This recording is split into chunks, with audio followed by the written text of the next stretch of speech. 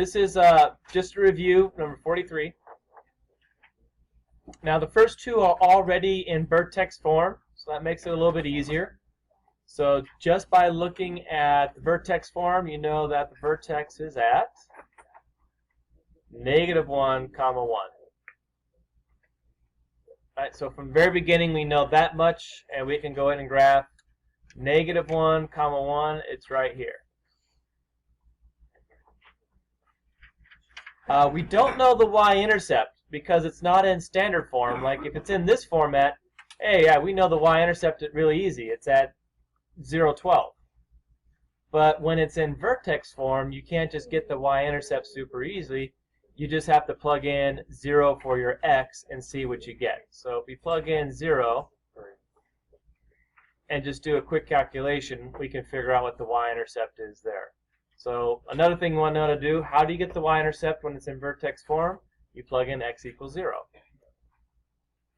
So we get 2 times 1 plus 1. It's 2 plus 1, which equals 3. So I know my y-intercept is at 0, 3. Okay. So that's right here. And then because of symmetry, right, I know there's another one on the other side, right here. So I pretty much have my parabola already. I can see it's going to go look like this. Now, how many solutions are there? Yeah, so if you look at the solutions, remember where are solutions? It's where your parabola crosses the x-axis here. So you can see that, well, this is going to end up looking like this. There are no solutions. So if you try to solve it like we did last night, you can't get an answer. Because there are no answers, right? It does not cross this green line at all. There are no answers. Basically, if this is something up in the air, it never touches the ground. So if the question is, when is this thing going to touch the ground, and it never touches the ground, that means you have no answer. Now, if you went ahead and tried to solve it anyway, how would you know just by looking at the solving that there's no answer? Okay. So here's what we did yesterday. We had this, we set it equal to 0 because the 0 is where, that's ground 0, that's the ground, 0 elevation. Okay? And if we go ahead and try to solve it, right, you'll get 2 times the quantity x plus 1 squared equals -1. And then when you divide by positive 2, you get this. It's asking you, what squared equals -1/2? What number multiplied by itself is -1/2? Or what number times itself is negative anything? Is it possible to do that? Okay? Is it possible to take a square root of a negative number? Nope, it is not. Like even if you pull up a calculator, let's see if I can find mine. Calculator. Yep. And I say -0.5 or -1/2, take the square root of that. It's an invalid input. You can't take the square root of negative. So that's another way you can figure out, yeah, there's no solution, right? Right here, no solutions. Now, keep in mind that doesn't mean you can't graph it. No solution does not mean no graph. It means it does not hit the ground. It doesn't cross the x-axis. It also means that the discriminant is negative. Right, if we found that b squared minus 4ac, b squared minus 4ac, right, we'd see that it's negative. Because negative is no solution. So not everything has a solution because not everything hits the ground, but everything definitely has a graph. So you might have, you will have all 6 of these will have graphs, but you may not have solutions. By the way, solutions and x-intercepts are the same thing. Okay. If we go to like number 3, right, and we do that, notice how this is not in vertex form, so we have to go through and do that first.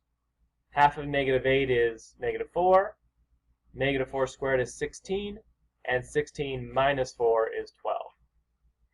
So we can get the vertex, so 4 and -4. And then to find the x-intercepts, right? We can solve it. Set it equal to 0. And once again, you'll notice the numbers you're given, you're always going to be able to take the square roots for these as well. Now, starting tomorrow or Thursday, Friday, we'll start looking at decimals. So you'll need a calculator that you can take the square root of any number on. So you can look up, like if it's a square root of 20, you can type in square root of 20 and get 4.5 and still solve the problem because you need that decimal. So make sure you have a calculator that does decimals and square roots. So now we can take the square root of both sides, and the square root of 4, we're going to get a negative 2 and a positive 2. There's two numbers that multiply to 4. Negative 2 times negative 2 is 4, and 2 times 2 is 4. And you got to have both. So we have x minus 4. These are both the same. Go ahead and add 4 to both sides. So negative 2 plus 4 is positive 2, and 2 plus 4 is 6.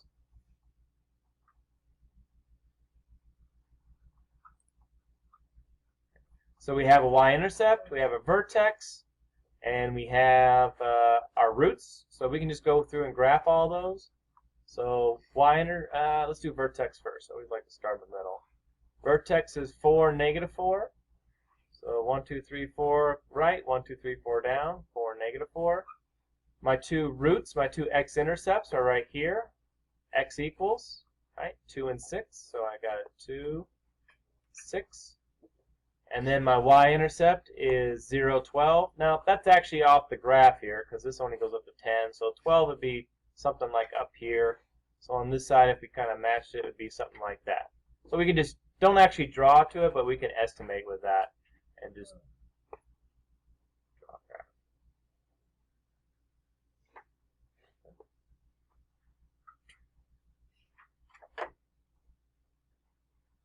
Our discriminant, since there's two of them, we know the discriminant is positive. Right, discriminant is positive because there's two solutions. Okay. And this is one way of doing it. We could have factored this. We could have said, like yesterday, oh, what two numbers multiply to negative 8 and add, oh no, multiply to 12 and add to negative 8? And we get negative 6, negative 2, and we've come up with 2 and 6 are our answers. We could have also done, for the vertex, we could have done negative b over 2a. Negative b over 2a would be 8 over 2, which is 4. And of course, that's the same number we got here. And plug 4 back in, and we would have got negative 4. So we have multiple ways of doing all of these. With all these tools, you can check with one way, do it one way, and then check using another method to make sure it's the same answer. And that's what we're really getting at from last night's homework. You're going to have many methods, but you can check with another method once you do it one way to make sure you got it right. Okay.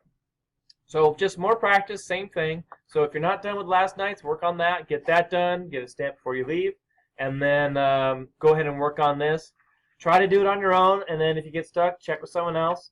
If you get it all the way through on your own, try doing another method like factoring or using negative b over 2a. See if you get the same answer so you know by yourself with no help that you're getting it right.